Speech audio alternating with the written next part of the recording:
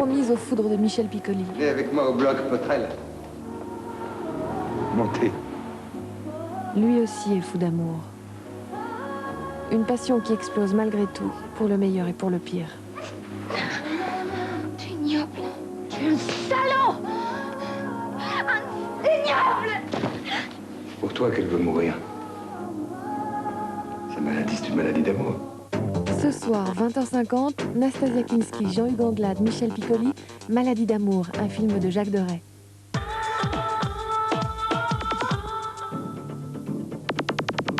Vert comme chlorophylle, vert comme le bulletin que bientôt peut-être beaucoup mettront dans l'urne, le mouvement écologiste est-il un phénomène durable de société? Ou bien l'alternative éphémère à l'usure des politiques? Un progrès ou une régression? À toutes ces questions, nous allons tenter de répondre lundi prochain, en prenant du recul, avec des philosophes comme André Comte-Sponville ou Luc Ferry, avec des spécialistes comme Dominique Simonet ou Raymond Prenier, avec aussi le réalisateur du film L'Affût, Yannick Bellon. Je vous donne donc rendez-vous lundi prochain avec La Génération Verte. Lundi, 22h20, l'écologie. Du vert clair au vert foncé, une nouvelle famille qui compte en politique.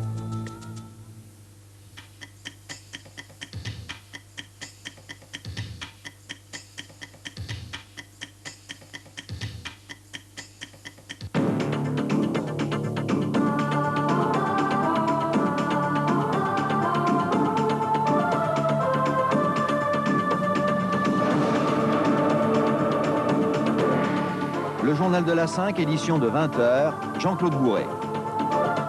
Madame, mademoiselle, monsieur, bonsoir. Nous venons de l'apprendre peu avant ce journal télévisé. Il vient d'y avoir un nouveau tremblement de terre dans l'est de la Turquie, un tremblement de terre d'une magnitude de 6 sur l'échelle de Richter.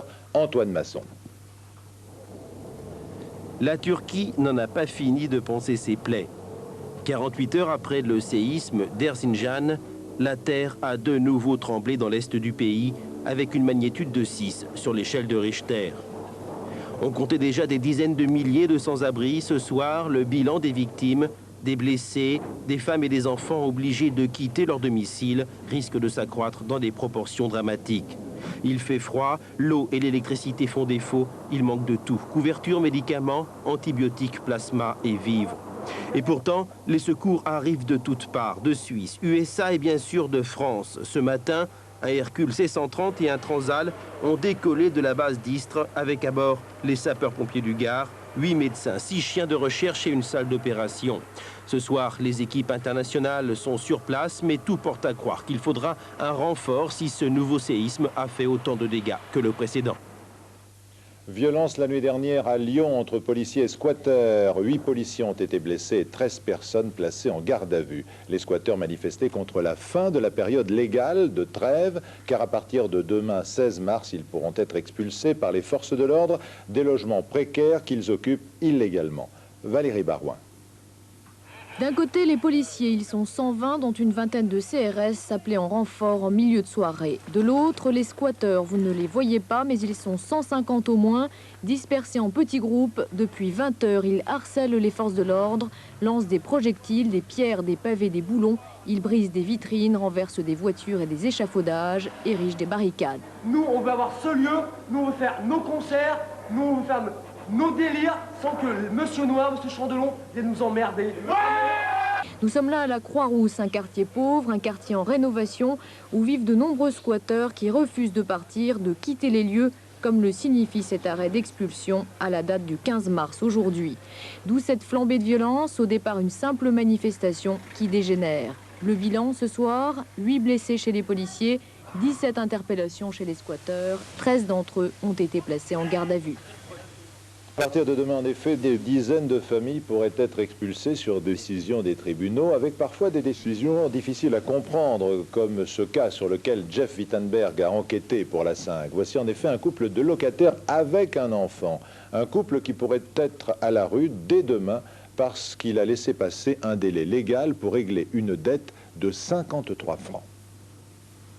Cela fait plus de 15 ans que M. Guedjal traverse le même couloir pour se rendre dans son appartement. Mais à partir de demain, sa femme, ses 2 enfants et lui-même savent qu'un huissier peut venir à tout moment les déloger. La justice en a décidé ainsi. Seul problème, ici le loyer est réglé chaque mois. La décision d'expulser prise par le tribunal d'instance se base sur une dette. Et quelle dette? 53 francs et 10 centimes, montant d'une augmentation de loyer non réglée à temps, et ce, pour la raison suivante. Nous n'avons jamais pu aller au tribunal parce que la lettre a été détournée par je ne sais qui. Parce que si nous étions avertis, on se serait déplacé avec nos avocats et on aurait pu se défendre normalement. Car monsieur et madame Guedjal affirment que leur propriétaire veut se débarrasser d'eux à n'importe quel prix. Une détermination justifiée puisque le fameux propriétaire n'est autre que leur voisin. Une cloison sépare les deux appartements. Le propriétaire, avant même qu'il soit même propriétaire, il n'avait qu'une promesse de vente. Il nous a dit, il n'y a pas de problème, je vous ferai expulser par tous les moyens. Et il est arrivé à ses fins. Mais au départ, je pensais qu'une fois que j'avais payé la dette, l'expulsion n'a pas lieu d'exister. Mais finalement, quand on s'est renseigné auprès de nos avocats, non, c'est une mesure exécutoire.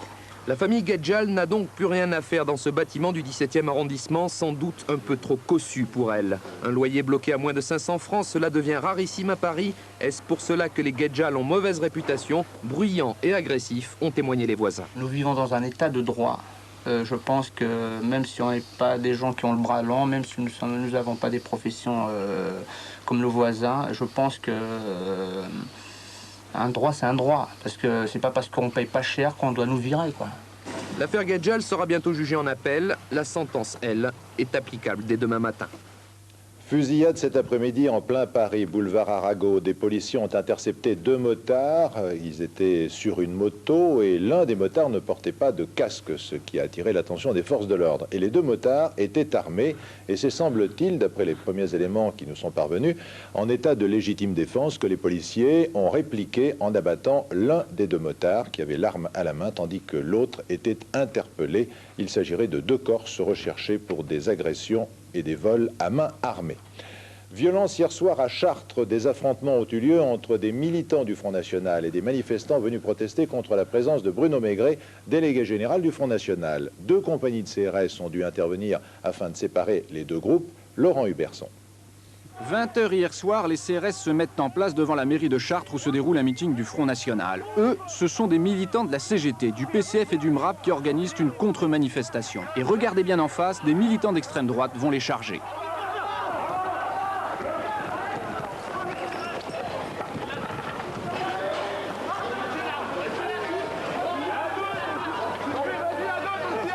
Durant 4 heures, ces incidents vont se répéter plusieurs fois. 2 compagnies de CRS devront s'interposer. Dégagez, vite, en courant. La tactique des militants d'extrême droite était claire. Ils ont cherché à faire refluer les manifestants de gauche hors de la place de l'Hôtel de Ville. 3 d'entre eux ont été blessés.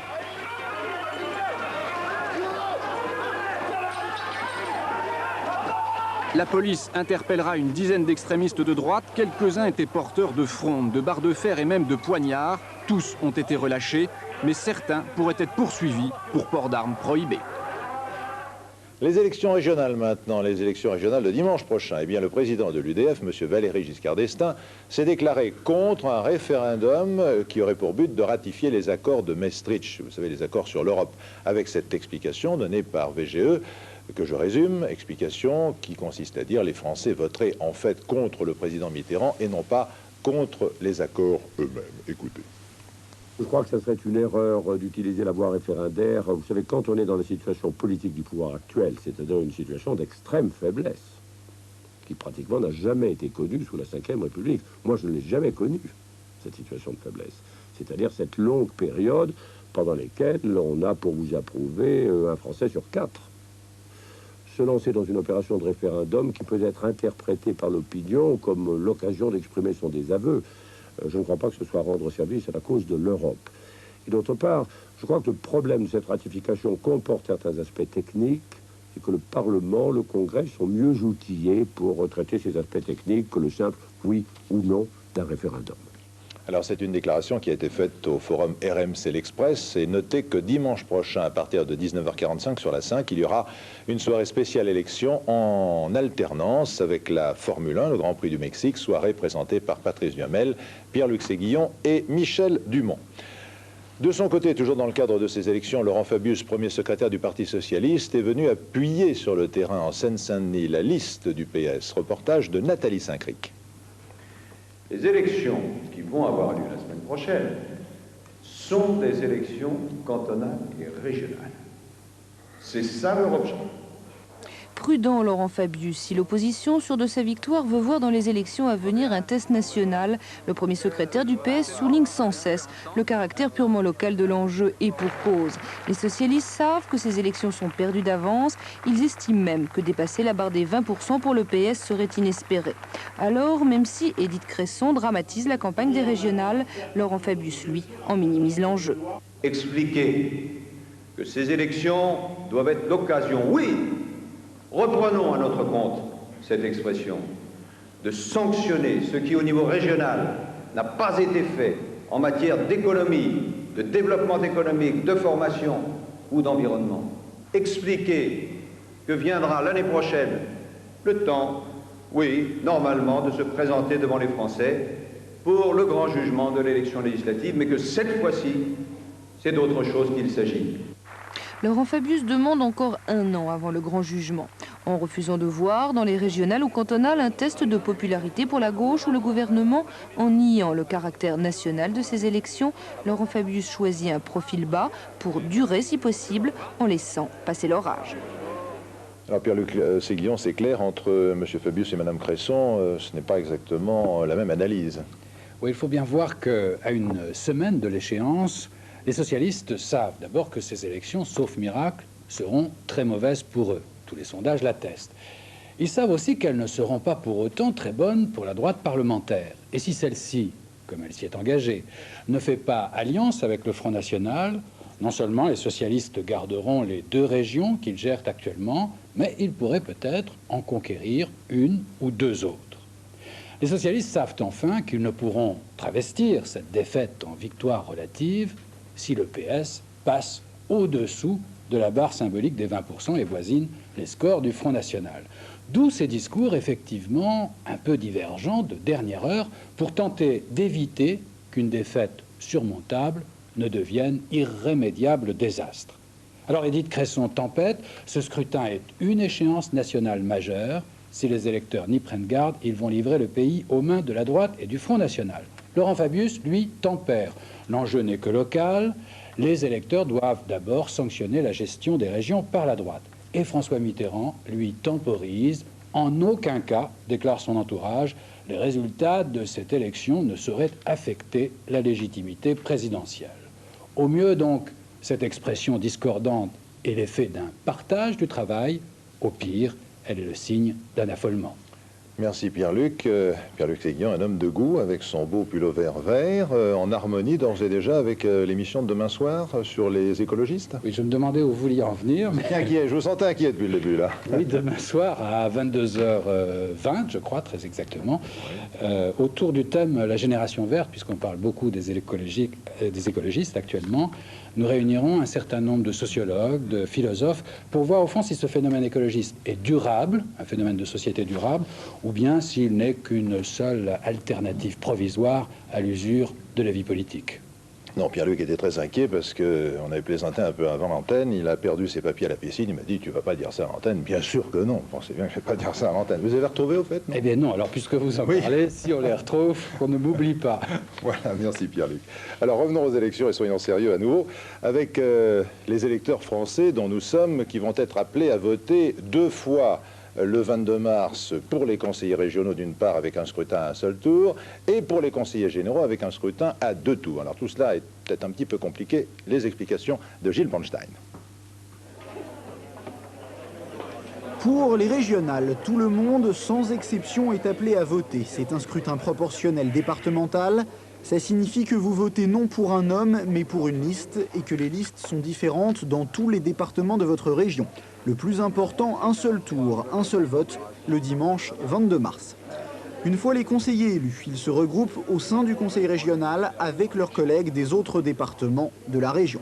Exemple en Île-de-France, les conseillers élus dans l'Essonne retrouveront ceux des Yvelines, du Val d'Oise, de Seine-et-Marne, de Seine-Saint-Denis, du Val-de-Marne, des Hauts-de-Seine et de Paris, au sein du conseil régional d'Île-de-France. Tous ensemble, ils désigneront un président. Il y a 22 régions en France métropolitaine. Seconde consultation, les cantonales. Il s'agit d'élire des conseillers généraux au scrutin majoritaire à 2 tours. Vous voterez donc les 22 et 29 mars pour un candidat et non plus pour une liste. Dernier point, la moitié seulement des cantons est concernée. Paris n'élit jamais de conseillers généraux. À l'étranger, en Roumanie, les élections présidentielles et législatives ont lieu dans 2 mois et face à Ion Iliescu, l'actuel président, le candidat de l'opposition Nicolae Mănulescu se présentera sous la bannière de la Convention démocratique. Portrait de M. Mănulescu qui se trouvait cette semaine à Paris. Bernard Vaillot. Il s'appelle Nicolae Mănulescu.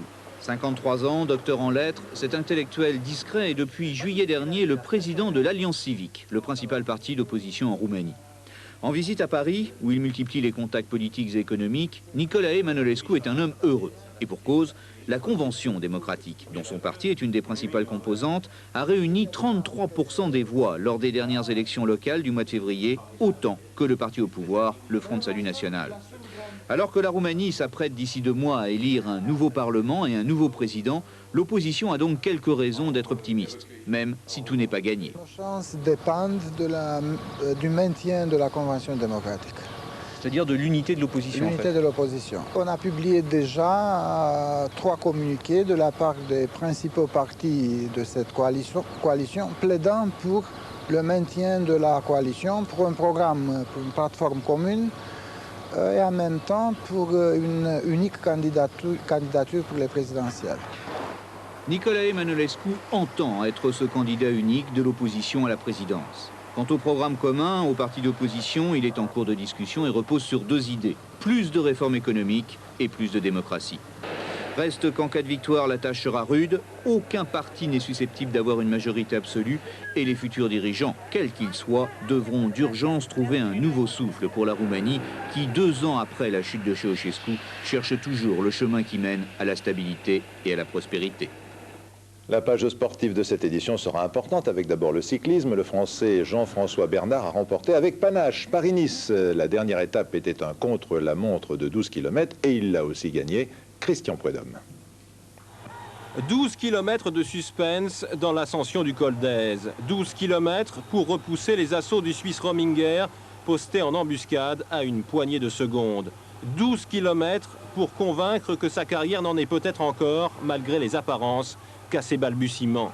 Jean-François Bernard a donné à cette ultime contre-la-montre de Paris-Nice toute sa dimension d'épreuve de vérité. Sa vérité, Bernard la cherche depuis des années.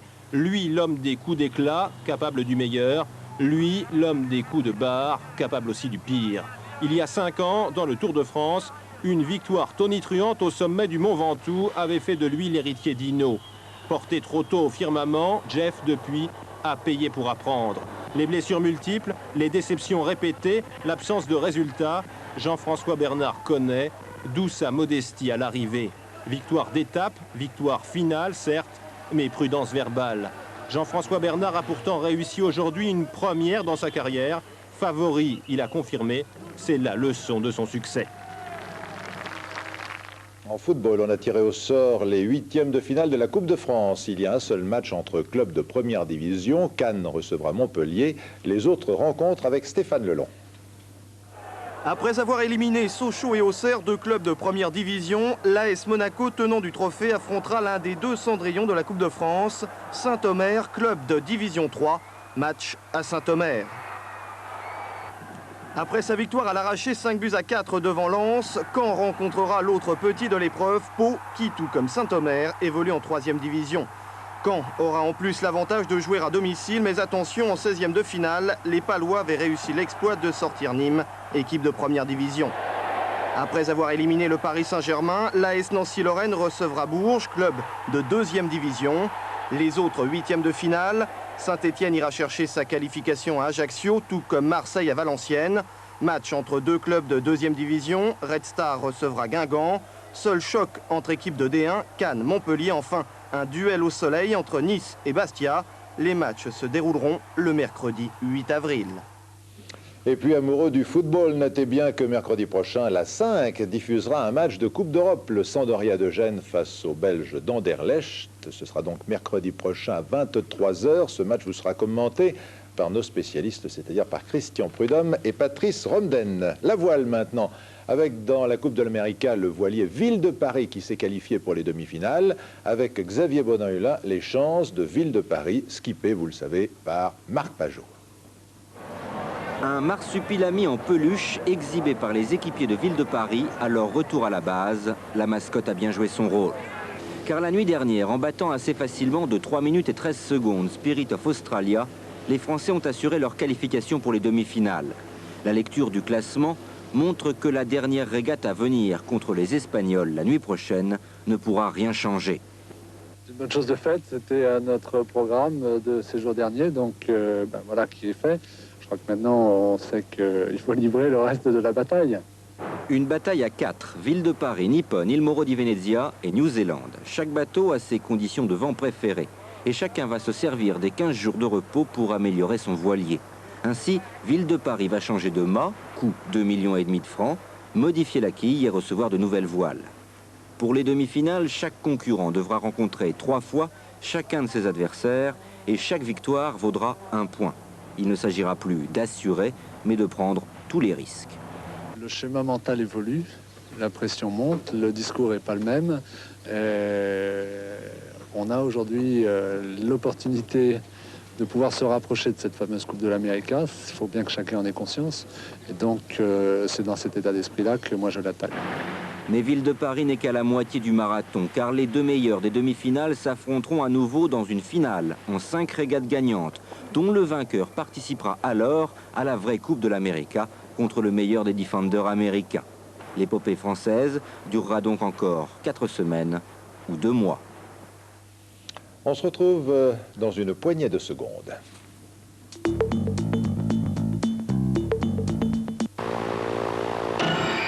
Présente un nouveau stick large, une nouvelle sensation, une nouvelle fraîcheur.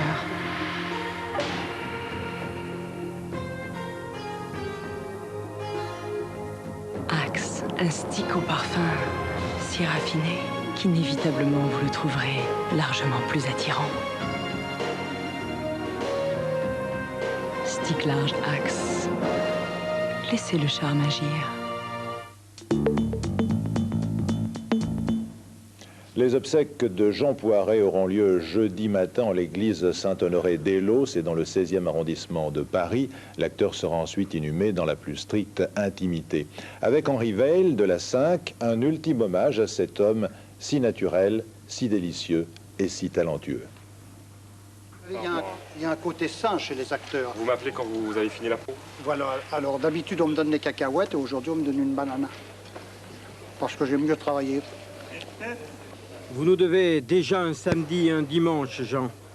Car les journées perdues sont celles où on ne rit pas. J'ai demandé qu'on me photographie devant un mur parce que comme j'étais pas libre quand on a cassé le mur de Berlin et que j'étais à peu près le seul artiste français à pas y aller parce que j'étais pas libre, alors maintenant je me fais photographier devant un mur. Acteur, auteur, adaptateur, metteur en scène, réalisateur, vous en avez vécu des saisons du plaisir, confortablement installé dans votre jovialité, dans l'ironie et dans l'amusement d'autrui.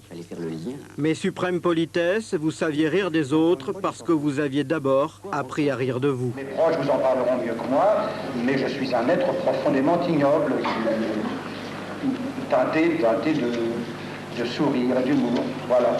Ben vous savez, je crois surtout faut avoir l'appât du gain. Je crois qu'on peut trouver de l'humour dans tout, oui. Y compris dans la mort. Vous cultiviez avec délectation cette légende qui veut que votre vocation était d'exercer le métier de croque-mort, histoire peut-être de truander l'inévitable. Mais la mort aussi a une ironie caustique. Et dire, Jean, qu'on ne vous souhaitera pas cette année de joyeuse Pâques, il n'y a pas eu de miracle. La 5 maintenant, l'avenir de votre chaîne. Eh bien d'abord, attention, le million d'adhérents, le millionième adhérent, c'est pour la semaine qui vient, peut-être demain, peut-être mardi. Un adhérent qui va avoir d'excellentes surprises. D'abord, M. Berlusconi invitera le couple représentant le millionième adhérent à Milan pour passer un week-end de rêve et assister, entre autres, à un match du Milan AC. le millionième adhérent sera tiré par maître Don Simoni, l'huissier de justice qui est chargé de vérifier la régularité de tout ce qui se passe dans l'association de défense de la 5. Et ce millionième adhérent gagnera également un scooter qui sera peint aux couleurs de la 5. Mais attention, il aura aussi d'autres surprises. Alors c'est véritablement le moment d'adhérer. D'abord tout de suite, vous pouvez le faire par Minitel, 3615 code la 5. Vous pouvez également écrire 241 boulevard Pereire, 75 017, ou vous pouvez passer ici à cette même adresse, 241 boulevard Pereire. Alors combien êtes-vous ce soir? Grâce à Gérard Reynaud, notre réalisateur de choc, voici le nombre, 990 472 exactement. Et comme chaque jour, la 5 donne un coup de chapeau à ses amis qui soutiennent son action, comme par exemple l'École supérieure internationale d'administration des entreprises, qui hier, pendant toute la journée, a dressé un chapiteau place Ampère, à Lyon, pour recueillir des adhésions, commentaires de Jean-Christian Agide. Ils sont sympathiques, ils sont jeunes, ils sont dynamiques et surtout, ils aiment la 5. Ce sont les étudiants de l'ESIAE. En se promenant, les Lyonnais ont été surpris par un grand chapiteau aux couleurs de la 5. Je regardais la 5 tous les soirs et au journal je voyais des personnalités passer. Bon, j'ai vu le professeur Schwarzenberg. Bon, je me suis dit que nous, en tant qu'étudiants, on pourrait faire quelque chose pour sauver la 5. Entre deux achats, les Lyonnais se sont arrêtés un instant pour s'exprimer. Une signature, une adhésion et toujours quelques mots gentils, parfois inquiets, mais pleins d'espoir. Ils ont tous une bonne raison pour soutenir la 5. Si la 5 disparaît, c'est un petit peu de liberté qui disparaît aussi. Il y a mon mari qui adore Nagui. Alors Nagui et ses bêtises, c'est très bien, il ne faut surtout pas l'enlever, lui. Shérif fait-moi peur, je crois. Quelle serait votre réaction s'il y avait l'écran noir dans 15 jours? S'il y avait un écran noir, je ne regarderai pas la télé pendant quelques temps. Parmi ce soutien anonyme, celui de Charles Millon, président du conseil régional de la région Rhône-Alpes. Les élèves de l'ESIAE ont donné le ton. Grâce à eux, les Lyonnais ont fait la chaîne pour la 5. Alors, parmi le courrier immense que nous recevons chaque jour, une lettre de Lucienne Cottrell que j'ai choisie un peu au hasard parce que nous en avons reçu quelques-unes et qui me dit « J'ai adhéré, ma fille aussi, je n'ai toujours rien reçu, ni ma fille, nous n'avons pas reçu nos bulletins d'adhésion. » Eh bien, c'est tout à fait normal, nous avons déjà expliqué que nous ne pouvions pas vous répondre parce que vous imaginez 1 million de réponses ou 1 million de cartes d'adhésion envoyées, ça nous coûterait à peu près 4 millions de francs, 400 millions de centimes, donc on garde bien précieusement votre argent, vos sous d'adhésion pour participer au tour de table, on vous l'a expliqué et on vous l'expliquera encore la semaine prochaine. Les beaux dessins maintenant, Wendy Le Séchère qui est venue spécialement nous faire un très beau dessin, c'est un petit enfant qui a 5 ans. Nous avons également Michel Liliane, qui a 6 ans et qui nous a écrit « J'aime la 5 », très beau dessin de Liliane. La Chambre des métiers de la Sarthe, dans un tout autre domaine, avec son président, M. Pontieux, qui dit « Notre compagnie attache beaucoup de prix à la liberté ou au pluralisme, donc il soutient la 5 », comme Jean Valex, qui est maire du Bouscat et député de la Gironde. Nous avons également reçu le soutien d'Hubert Felco, député du Var, maire de Pignan, du président directeur général de General Motors France Automobile, GM, qui nous a d'ailleurs fait un chèque très généreux, M. Knibiller, c'est un nom un peu difficile à prononcer, et puis M. Christian Gavary, qui est maire de Nossac en Lozère, et le conseil municipal de Nossac nous a adressé une motion de soutien à la 5. Voilà, merci à tous et continuez d'adhérer évidemment.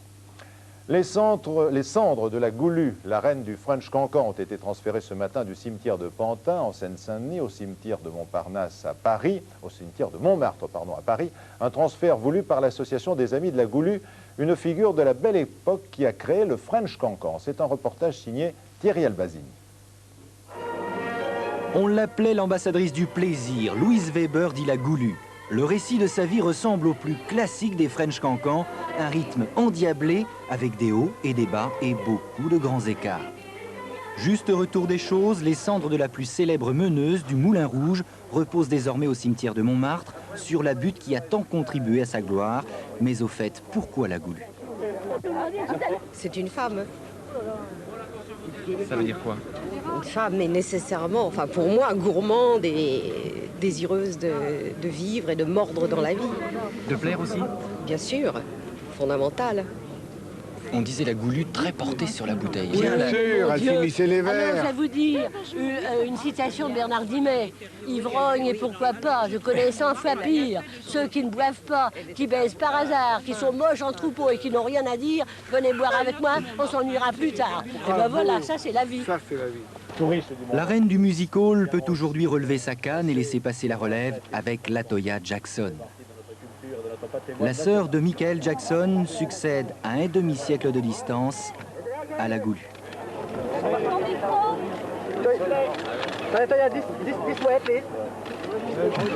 Désolé, man. One more, please. J'ai été très surprise d'apprendre qu'elle s'appelait Louise Weber et qu'ils avaient ramené sa dépouille à Montmartre il y a 3 jours. Aujourd'hui, je me produis au Moulin Rouge, je chante des chansons en français et en américain que j'ai amenées avec moi. Sur la butte Montmartre, un seul personnage pouvait l'accompagner, Toulouse-Lautrec. Le peintre écrivait à propos de Louise Weber, il y a chez elle une foi que nul autre ne possède, tantôt souriante, tantôt timide, hardie ou féline, souple comme un gant, une formule qui n'a pas pris une ride. Le ballet de l'Opéra de Paris a reconstitué 3 célèbres ballets de la première moitié de ce siècle, le Tricorne, le Train bleu et le Rendez-vous. Picasso y est omniprésent dans les décors, les rideaux de scène et les costumes.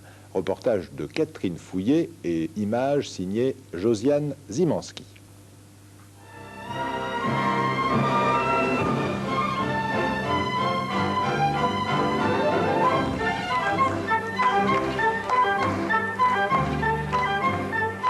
Parler de Picasso signifie le plus souvent s'exprimer sur un peintre.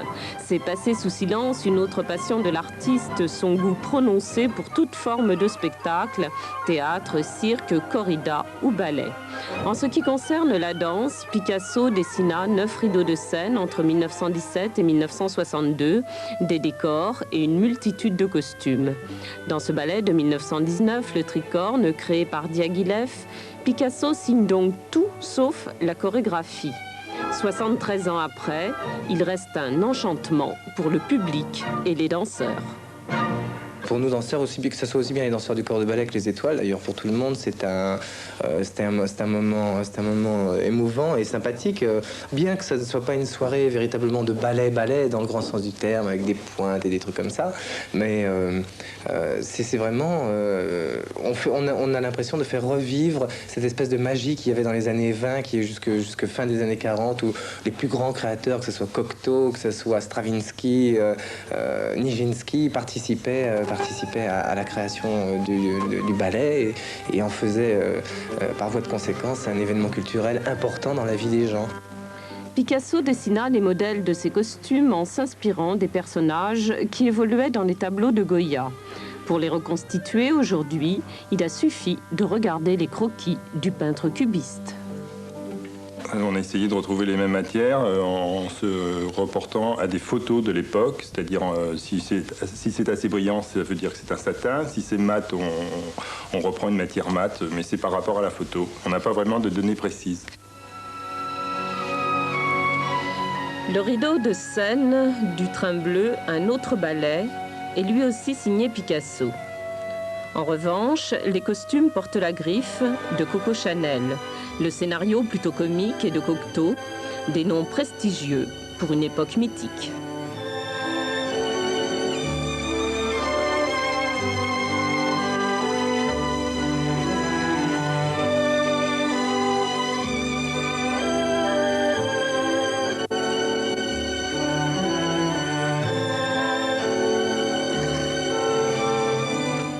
Vraiment superbe, comme la réalisation de Gérard Reynaud.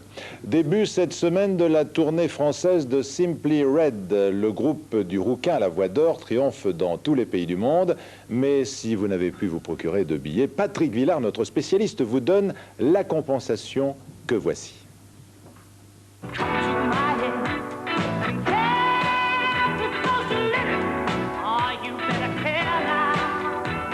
Simply Red n'est pas un groupe. Simply Red, c'est un chanteur-compositeur, Mick Hucknall, entouré de musiciens dévoués à sa cause. Une cause qui fait chanter et danser la planète depuis près de 10 ans, au rythme des tubes produits sans faiblir par le Rouquin de Manchester. if I'd sell 6 million albums, it's not the amount that's important, it's the work. And I just wanted to improve myself. I tried to improve the songs, I tried to improve my singing, you know, I just went for it and everything. I tried to improve the band, and I'm very happy with what's happened. TV shows where I'm the only one that gets to sing live. I sing live, and they all stand there miming, and it drives them crazy because they like say to me, you know, shit, man, when can we get on this round? And comes back, walks up to me and goes, Simply Red, right? And I'm like this, you know, like, shit, the guy knows me, you know. I love that album, Picture Book, man. And then walks away, you know. With people like that and people like Barry White, when they know your kind of stuff, you know that you're doing okay.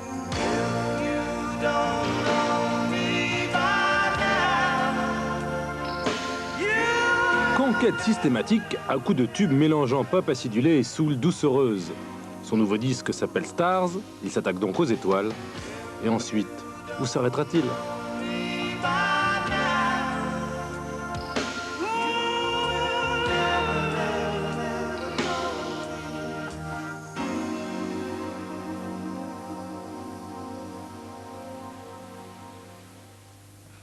Voilà, dans un instant, la météo de Chantal Bultez. À 20h50, Maladie d'amour. À 22h55, reporter de Patrick de Carolis. À 23h55, Top Chrono.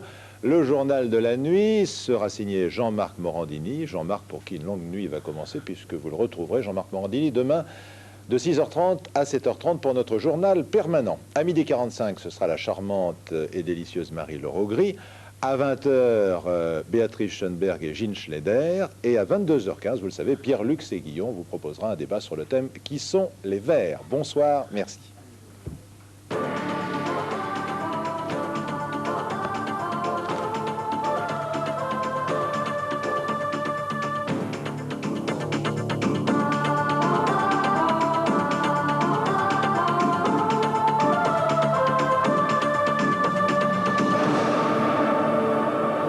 L'information 24 heures sur 24, c'est par téléphone au 36 65 10 00.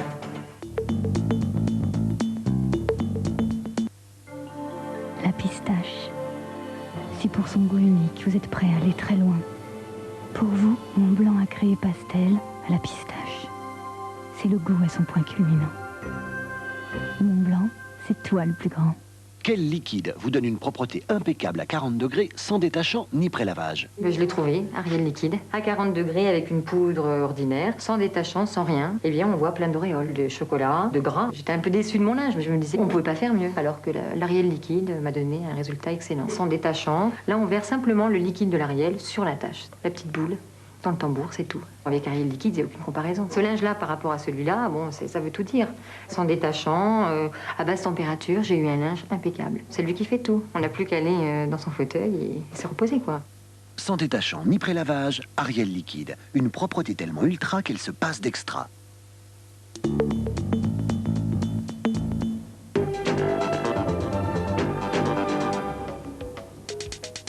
Gueule d'arnaque. Ils t'ont lâché. Avec cette tête-là, il devait finir en prison. Merde, je reviens pas. 10 millions de francs, ça vaut le coup d'être patient. Maintenant qu'il est libéré, les comptes vont se régler avec ceux qui lui ont fait porter le chapeau. Et qui veut le qui dans cette affaire?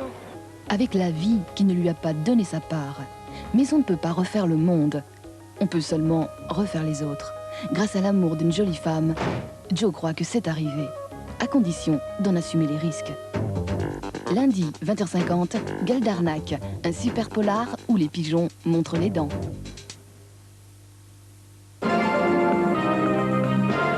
Petit con sur la 5, sauf votre respect. Non mais tu la veux celle-là? Hein, tu la veux? Petit trou du cul, va. J'aimerais bien vous voir.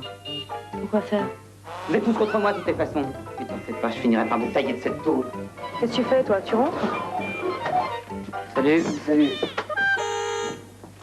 Dis donc, oui, molle, on a oublié d'acheter des sèches, là. Tu peux pas nous en chercher? C'est dingue avec toi, je parle de sexe vachement librement. Ah bon? Je vous déteste! Qu'est-ce qu'il a, ce monde? Balasco, Cellier, Auteuil, Marchand. Prochainement, Petit con, une comédie de Gérard Lozier.